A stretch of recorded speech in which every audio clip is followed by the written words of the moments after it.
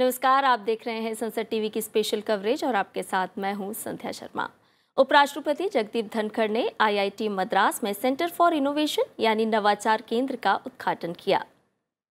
इस मौके पर उन्होंने आईआईटी मद्रास में छात्रों को संबोधित भी किया।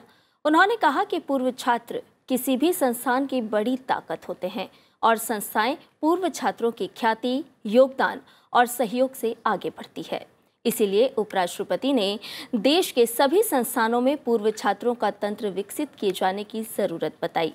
आईआईटी मद्रास के छात्रों को 2047 का योद्धा बताते हुए उपराष्ट्रपति ने कहा कि दुनिया में कोई भी युवा मानव संसाधन भारतीय दिमाग का मुकाबला नहीं कर सकता है।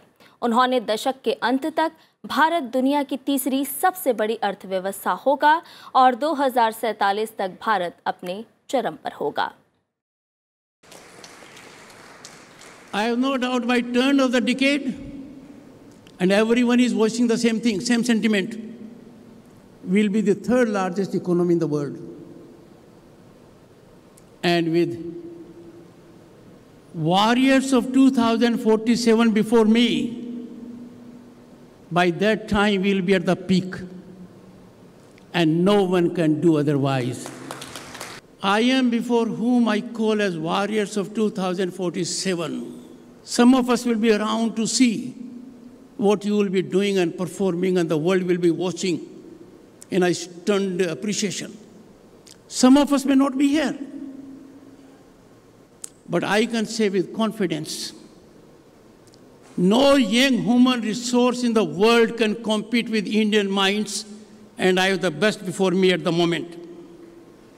संसद में गतिरोध पर चिंता जताते हुए उपराष्ट्रपति और राज्यसभा सभापति ने कहा कि अगर हमारे संविधान निर्माता विवादास्पद मुद्दों पर नारेबाजी और अवरोध के बिना फैसला कर सकते थे तो हम अब ऐसा क्यों नहीं कर सकते।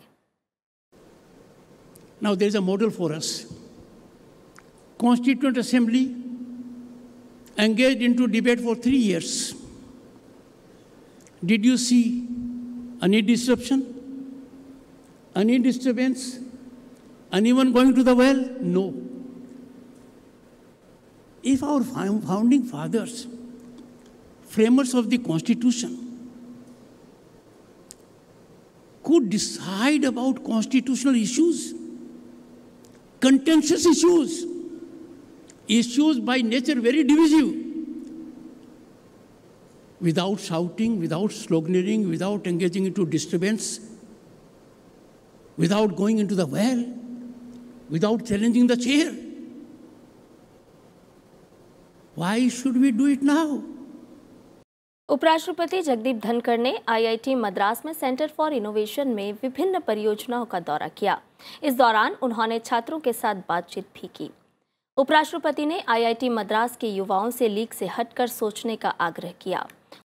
संसद भवन परिसर में कई महत्वपूर्ण संसदीय समितियों की बैठक हुई। सार्वजनिक क्षेत्र के उपक्रम तेल विपणन कंपनियों के अनुसंधान और विकास गतिविधियां विषय पर पेट्रोलियम और प्राकृतिक गैस संबंधी संसदीय स्थायी समिति की बैठक हुई। वित्त संबंधी संसदीय स्थायी समिति की बैठक हुई जिसमें 2023-24 की अनुदान मांगों को लेकर सांख्यिकी और कार्यक्रम कार्यान्वयन मंत्रालय, नीति आयोग और कॉरपोरेट कार्य मंत्रालय के प्रतिनिधियों के मौखिक साक्ष्य लिए गए। 2023-24 के लिए कोयला मंत्रालय की अनुदान मांगों को लेकर संबंधित मंत्रालय के प्रतिनिधियों के मौखिक साक्ष्य लिए जाने के लिए कोयला, खान और इस्पात संबंधी स्थायी समिति की भी बैठक हुई। पूर्व प्रधानमंत्री मोरारजी देसाई की जयंती के अवसर पर संसद भवन के केंद्रीय कक्ष में उन्हें श्रद्धांजलि अर्पित की गई। राज्यसभा के उपसभापति हरिवंश ने केंद्रीय कक्ष में उनके चित्र पर श्रद्धा सुमन अर्पित किए। इस मौके पर कई संसद सदस्यों के साथ साथ राज्यसभा के महासचिव पीसी मोदी ने भी पुष्पांजलि अर्पित की। मोरारजी देसाई वर्ष 1977 में गुजरात की सूरत लोकसभा सीट से निर्वाचित हुए थे। संसद में जनता पार्टी का सर्वसम्मति से नेता चुने जाने के बाद वो 24 मार्च 1977 को देश के प्रधानमंत्री बने थे। फिलहाल हमारी स्पेशल कवरेज में इतना ही। आप देखते रहिए संसद टीवी। नमस्कार।